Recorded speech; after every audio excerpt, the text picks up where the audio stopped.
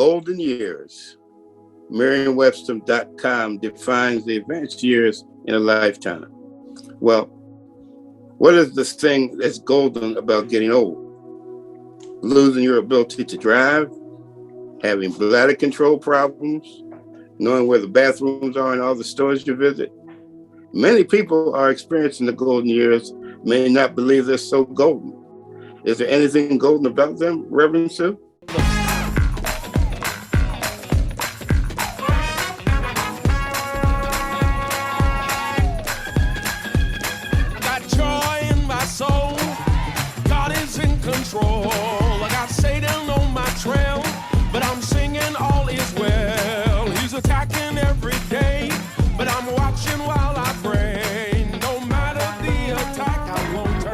Good evening. This is an overview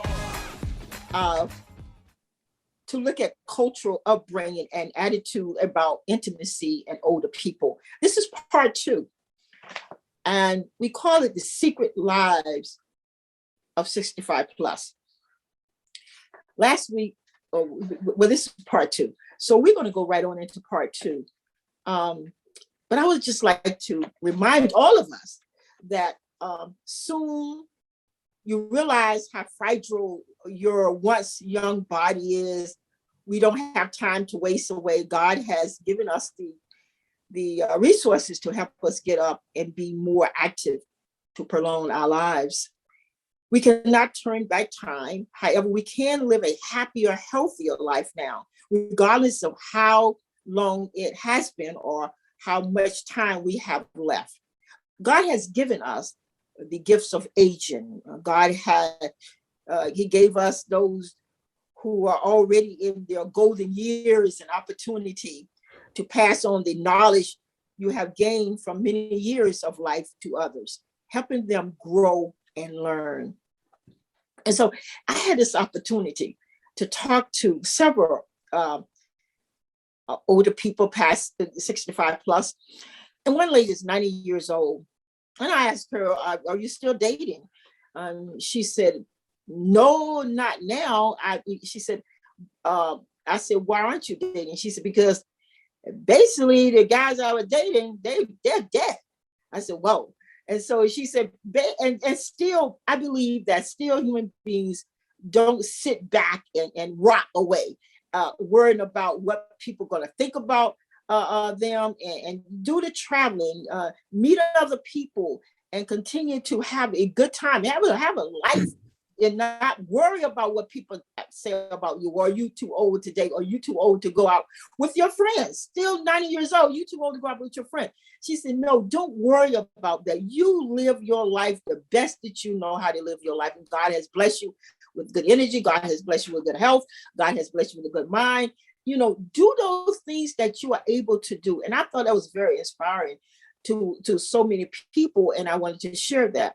But we're going to talk a little bit more about some of the interviews that I had. Mr. Damon Mace is still back with us. He was on part 1. He's part 2 again. He's an entrepreneur, and he runs, he's involved with so many different age groups. And that's why we wanted him on, because whatever age group we talk about, he has experience now. He's an entrepreneur for many churches in this metropolitan area. So we want to listen to him in reference to that statement I just made.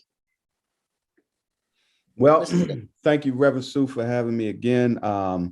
It is always a joy and a pleasure. This is a very, very great topic. And part 2, I think we can dig a little deeper. And very, very interesting. The first example you gave, you said she was 90 years old, and you asked her, was she dating? And she said, not yet.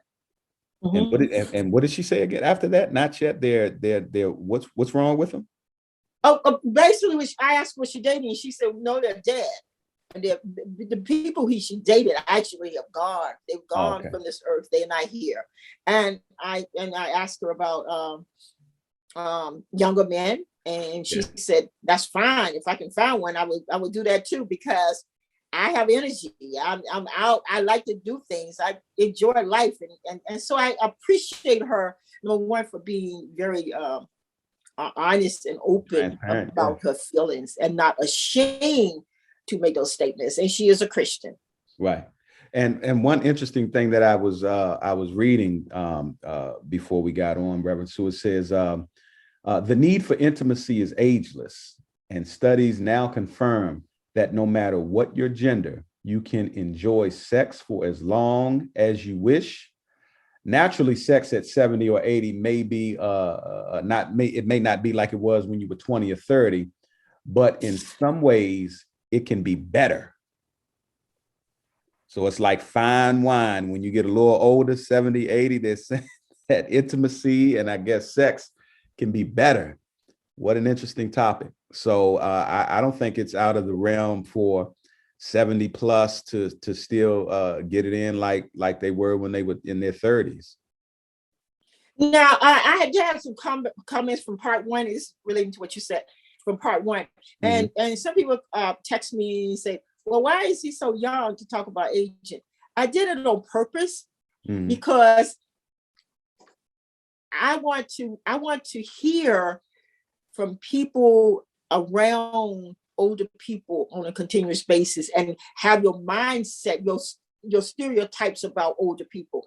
So that's why I chose a younger person, because you're out there with us, and the information that you have, or the information that we share, that you can also take it back to your generation and educate them as well. And I also interview older people. Now, most of them did not want to come on YouTube or the radio show, but that's fine. But they were honest with me. They said, this is what I really, really doing right now. And it's not necessarily the same, but at least they realize that I can date, and I do date. And so going back to another person, I interviewed, 93 years old. 93 years old. She dated until she had a stroke about 5 years ago. And she had to move from her home with her daughter. And she's been recuperating, but she's getting better. I said, so you did not stop dating? She said, no, I did not stop dating. Her husband passed many years ago. And she started dating. But she didn't stop because of her age. She did not stop because she's a Christian. She did not stop because she was very active in her church. That was not reason why she stopped. She stopped because she had to relocate to her daughter's home and to recuperate in that space. So she left her home and her environment, her community, so her daughter could watch over her. But it wasn't because she was older. So it's safe to say if her circumstances didn't change, she would still be just as active at that age. Extremely, yes. Extremely. Just as active. And she put her emphasis. She said, sometimes you might not have a date with the opposite sex, but you have your friends, your girlfriends, and you go out and you go to dinner and you go on vacation. Still be active, and not to the point of worrying about what people actually say about you, because you really don't really care about what people say about you. Right. And I think when I read that about, we realize how fragile our body is, that you have to look at the life expectancy. The life expectancy just changed. I think, well, I'll just put it like this, because I'm not the scientist who did this research, but the life expectancy for women 80 plus 5, and men 75 plus 1. So basically what we're saying is that there are women is going to be left alone for a period of time without their spouse. And not saying that women don't die before their spouse. That's not what I'm saying. I'm saying it's the life expectancy. So you have men and women who perhaps been with a person for 60 years, and now you're alone. Like I mentioned in part one, where this man wife passed, and the children were devastated because he started dating.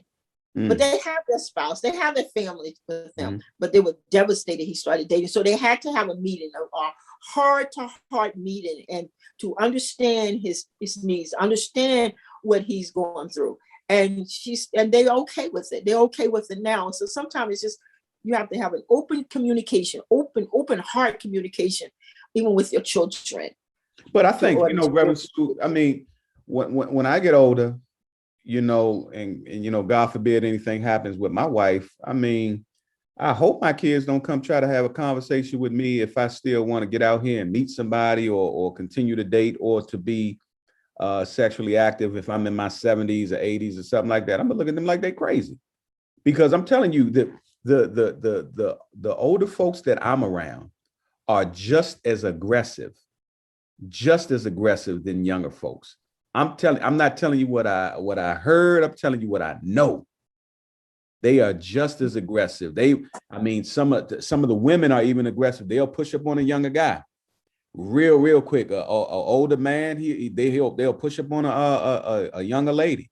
They're just as aggressive. I don't think anything has really dropped off because, like we talked about in part one, there's so many different things health-wise to keep a lot of people a lot healthier, to give them a lot more energy. So as they get older, they haven't really lost anything. Their step might have slowed down just a little bit, but they haven't lost anything.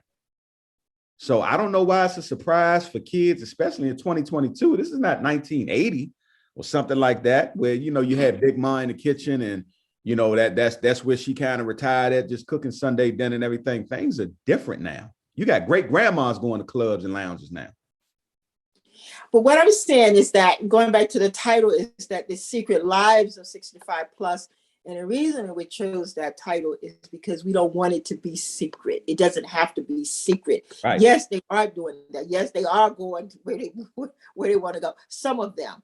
But we don't, it's okay. It's okay when you have, you have your family dinner. You can invite your boyfriend that you've been dating for the last 5 years and finally meet your family. It's okay to do that.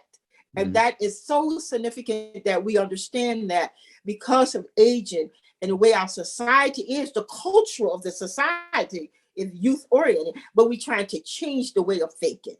Right. That is okay. Because you're talking about 70, the millennial, the baby boomers, 70.8 million.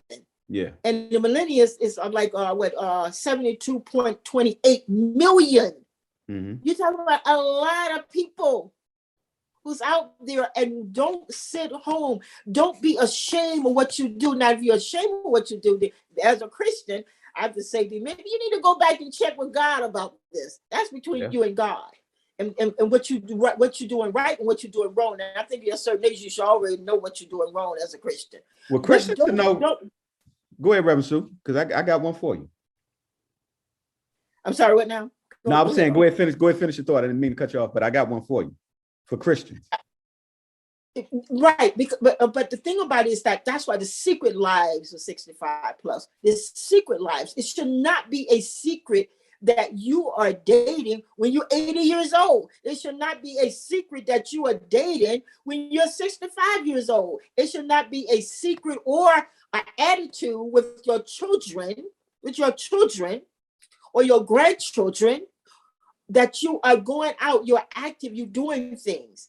It should not be a problem with that. And it should not be a problem with church members as well.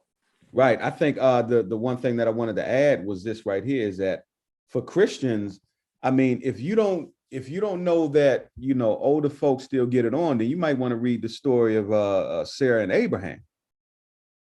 I mean, he was 99, and I believe she was 10 years younger than him, if I'm not mistaken. I forget how old Sarah was, but still had kids, plural, still had kids. So Abraham was able to get his wife's handmaid pregnant, and then he got Sarah pregnant. So Abraham in his 90s, Christians, still was getting it on, and it was no secret. So these younger folks need to stop thinking that, okay, since they're getting older, we need to go ahead and just put them away, and the things they used to do, we're not going to talk about that anymore. They better get with it and recognize that, hey, these older women out here, aka cougars, and these older men out here, aka sugar daddies, are still getting it in. Oh, there goes your terminology that we totally disagree with from the 11th part one. Why do we disagree? Why do we disagree with that, Reverend Sue? I just don't like, I don't like the name that just because a older woman dating a younger man, she'd have to be a cougar. She just an older woman dating a younger man. Period. Okay, then we'll say the And robbing the cradle ladies. why use the term? That's the whole point of that. That maybe that's why people don't want to come out and say I'm dating a younger man, because we start putting labels on them. That's not right to do that. I think it's just a term of endearment. I don't think anybody takes offense to it or anything like that. It's like Perhaps.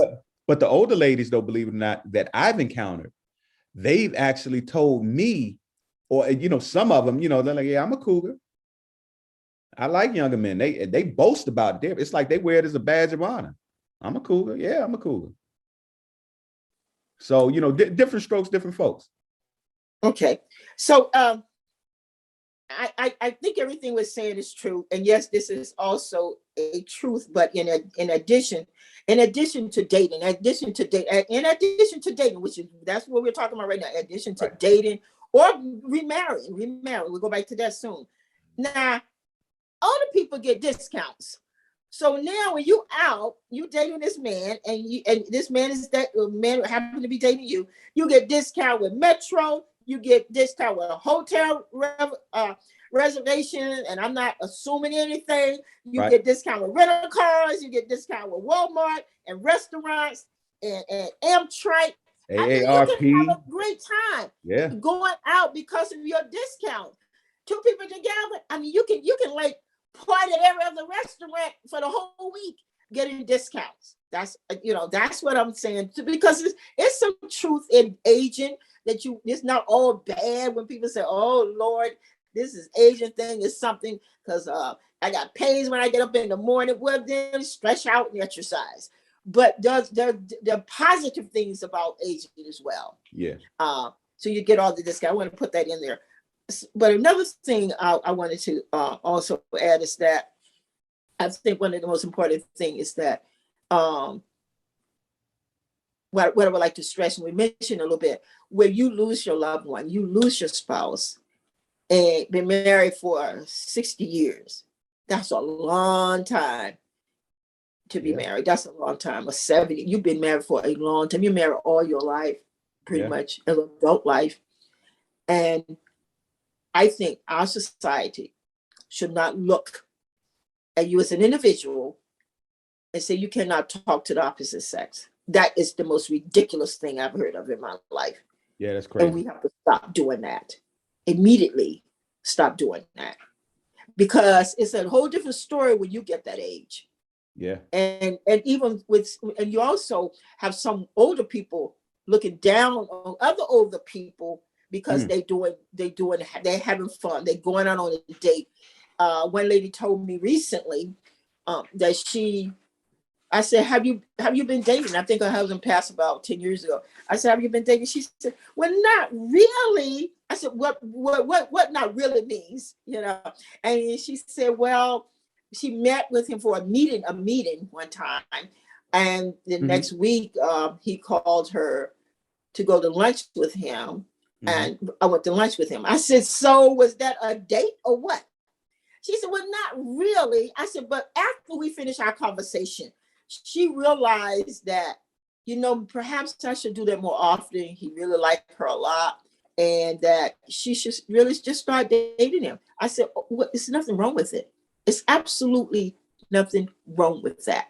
Let me ask you this. And we have to, with the folks that you may interview, do most of them enjoy the going out portion, hanging out just with someone in their age range, or do they want to be more physical? Have they shared that with you? Because I'm curious if they want to just like to hang out, they like getting out of the house and just doing things, going to eat, or do they just want to go out and then they want to get it in?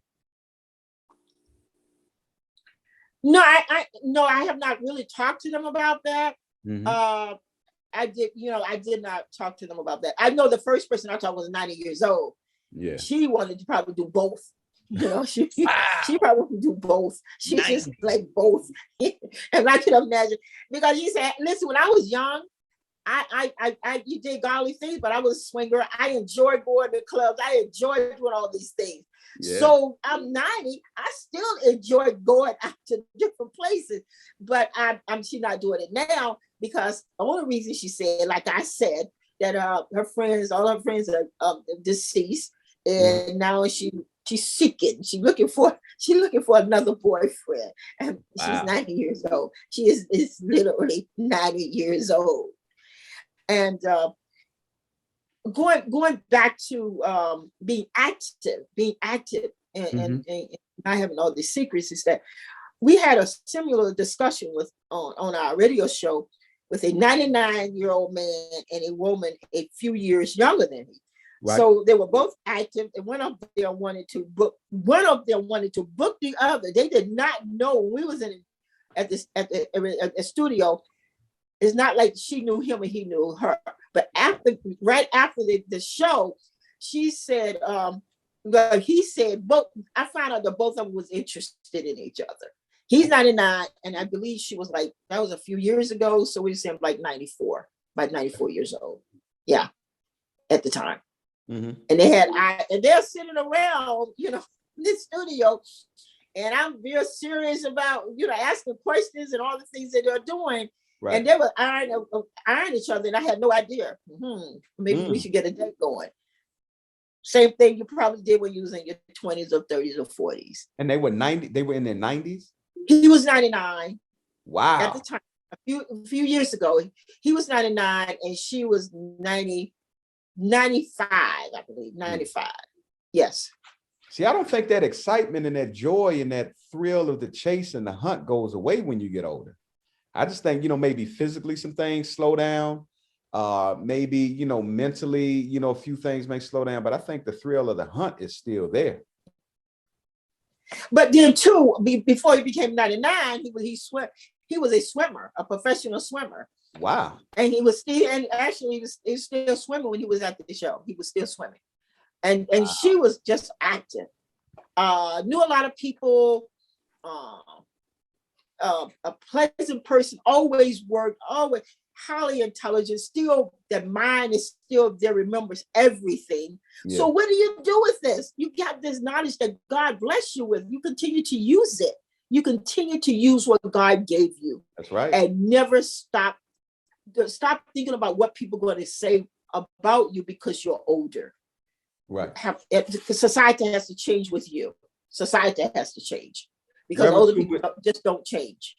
With some of the younger folks you may have talked to, have they given you anything that they feel, that they might be, feel weird about when they talk about, older folks and everything? I'm just curious because I know some of the younger folks that I may come in contact with are like, ew, I don't want to see that. My mom and dad, they just kissed. I don't want to see that. And this is their mom and dad. Sometimes they get freaked out when they see their mom and dad kiss.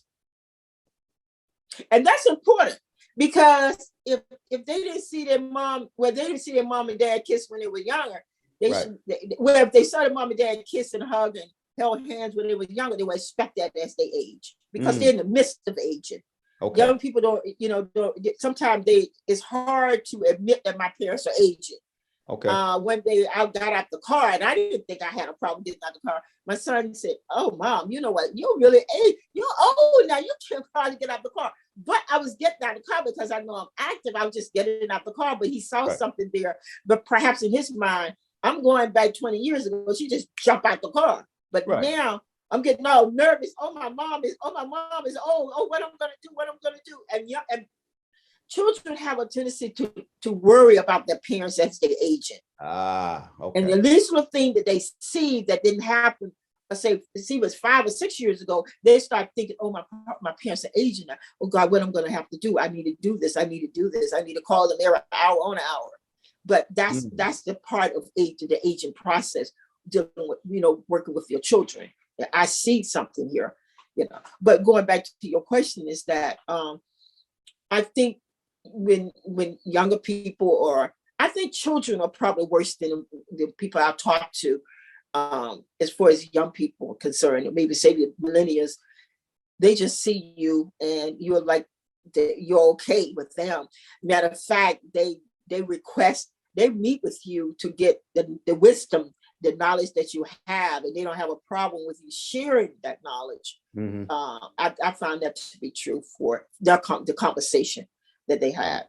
And as far as them getting real serious about aging, some of them work in organizations that requires them to be around older people, that some of the ones I know, and they learn a lot from older people. So it's not that negative. They don't giggle around the older people, they giggle when they're not around, or but there are also a couple that I've talked to, they say Asian is cool because they're around cool Asian people. Right. Asian is cool, and it's fun because that's the way that older people present themselves. The way you present yourself is the way people are going to expect you to do how you present yourself is the way they're going to look at you. If you present yourself in a positive mode and say, hey, you want to meet Mr. Joe here, this is my boyfriend, we dated, and they will probably don't have time to say anything negative, but now you are open to with that. Whereas you look around and you be a secret about it, and then finally they see you someplace with Mr. Joe or Miss Joe, they gee whiz, I didn't know they date. You see what I'm saying? Yeah. So it's a mindset as well. It's a culture. It's a change of our culture, change of our thoughts and our feeling about the aging process, about people who are older. Basically, yeah. No, I was just wondering, just sitting here, just thinking like, I wonder when, our older folks, when they do get older in their 70s and everything like that, and then they're still active and want to be active. I wonder if the way they got into the physical portion of the relationship, do they still do some of those things? I wonder what 75, 80-year-old foreplay looks like now versus when it was in his 30s. I'm trying to be as tactful as possible, but hey, if they still out here and they want to get into it, I wonder what foreplay looks like for them now in their 70s and 80s now, because I'm pretty sure they're not doing some of the things that they were doing when they were much younger. I think you start out at the beginning. There's some things you perhaps would not do, maybe because of health purposes or a reason. But basically, I think older people are very creative, extremely creative. You don't lose what you learned when you was 40. You don't lose what you learned when you was 25. Right. You don't lose that. So I would think it would be some of the same thing, maybe in a different way or whatever, but the same thing. You don't lose it. You used to see the pictures going in my head right now as you saying that, Reverend Sue. Well, you don't automatically just lose what you have. Right. How I will put this is that there's a lady. This is a true story. She told me, and my personality. I would bring out the best, whatever there is to tell me, do it. And she said, he was suffering from Alzheimer's at the time. And had 24-hour care. So she went to his bed and that particular night, and he looked at her and he said, and he really been, really at the last stages of Alzheimer's. Yeah. And he said, I want to have sex. And she said, what? Now he's in a bed and he cannot move, but he spoke, I want to have sex. And when she called me to tell me this, I said, well, she said, it's bothering me because he wanted to do that. And I don't know what to say because I said, first of all, that's your husband. And he remembered, you told me that he remembered scripture a few weeks ago. Right. Now you're telling me he really remembered the word sex. So you should have said yes. You should have said yes when you're a married couple. You've been married for 50, 60 years. Yeah. Yes. And then from that standpoint, find out will you continue to go on with the conversation? I don't know. Perhaps you have gave a leeway to the doctors dealing with Alzheimer's. I don't know. But he remembered that when he saw you. So his mind clicked. And she was almost like she was embarrassed because at that age, she was saying, oh my goodness. I said, come on, get a life. Do you remember? And she said, and then she started laughing. It was a good conversation. I Yeah. said, get a life. He remembered Wow. at that particular moment, that's your husband. It was something about you that he saw that the mind clicked, because I'm not a doctor dealing with Alzheimer's, but Right. he clicked for a second, and Yeah. he remembered her. So you click with him and remember what y'all did, before that happened. I mean, it's like real good conversation, really good, honest, healthy conversation. It might have cured him, brought him all the way back. Well, then you would have been very, very wealthy if that had been the case. Exactly. Praise God. But anyway, so basically that answers your question. So you're basically, I'm going to say what you don't expect, but I think when I look at it as aging and being intimate is that it doesn't stop. You start out young and your life continues. It continues. It might be in different ways and different stages in your life, but it does continue. It doesn't stop. Right. And I believe that God has allowed that to happen when we talk about intimacy, because that's the godly thing that it is. People abuse it. That people abuse it, but that's not of God.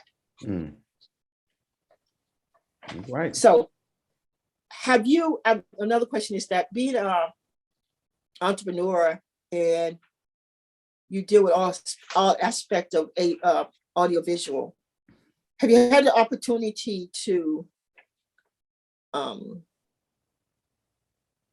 this is really a question here, that because you're married with a family, and have you ever been approached by an older person? Yes. And how do you handle that? I laugh and giggle, and I innocently flirt a little bit and all of that stuff, but then I'd let them know, hey, my wife wouldn't like that. And then, they give me that play for, oh, okay. Well, hey, you tell her she got a good one. And they move all that. It's so funny to me. And that probably that happened in the church, did it not? Or outside Absolutely. of the church? In church. In the church. Yeah. And you think she was kidding you, or was she serious? I mean, hey, I thought she was serious, dead serious. I mean, some of them play and all of that stuff like that. Some of them, joke around a little bit, but some of them are dead serious. They see what they like and they want to get what they want to get, period. Okay. So with that in mind, do you think it's healthy to have classes when it comes to sexuality in the church? To have classes? Absolutely. Workshop. So I would say classes to an extent, with, potential focus on just being, healthy and, just being mindful of your choices and your decisions and just the communication level that should happen when you're doing that. Because there's some people that are like, hey, I was married for 60 years. I'm not interested in being married. So, if you're in the church, I think, you have to deal with that portion of it, to make sure they're still, practicing as a Christian. But then, hey, if it's not a Christian setting, if it's a seminar for older folks that still, have that spunk and that vigor and everything, I think, things that could be talked about is just the communication level, the expectation level, the safety issues and all of that stuff like that. And then just, hey, arm them with whatever support they need.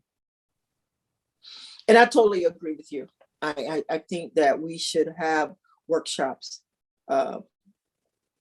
because when we go to church, all of us seeking to be whole. Yeah. And there's some things that you're wrestling with on a daily basis, and you feel like you cannot discuss those things as a Christian, then you're not becoming whole. Right. You're not becoming whole. So with that in mind, any other comments you would like to make for our audience today? Listen, young people, do not sleep on the older generation. They twice, maybe even triple your age, and they know some things. They've experienced some things. So, don't try to put them off in the closet, lock them up just because they're getting older.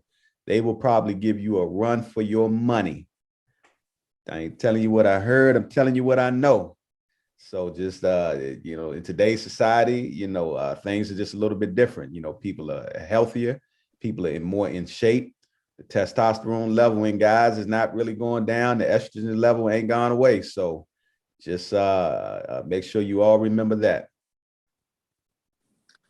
And with that in mind, to our listeners, I know it has been a kind of a different show in the last couple of weeks, but that's what Sunday Evening with Reverend Sue is all about. We touch on issues that we know that some things are happening, and we try to bring it to our listeners so that we can become more aware of things that are going on around us every day, that our life will be full, our life will be joy, and our life will be of love, that how God wants us to be, loving one another, and trying to address some of the issues of what elderly people go through every single day of their lives. And we are in a country that no matter what advertisement we have, or movies, or fashion, it's still ageism in this country. It's still the discrimination when it comes to older people. So may God bless you. Yes. And continue to pray. And when God said move, you have to move. You'll be listening to Sunday Evening with Reverend Sue.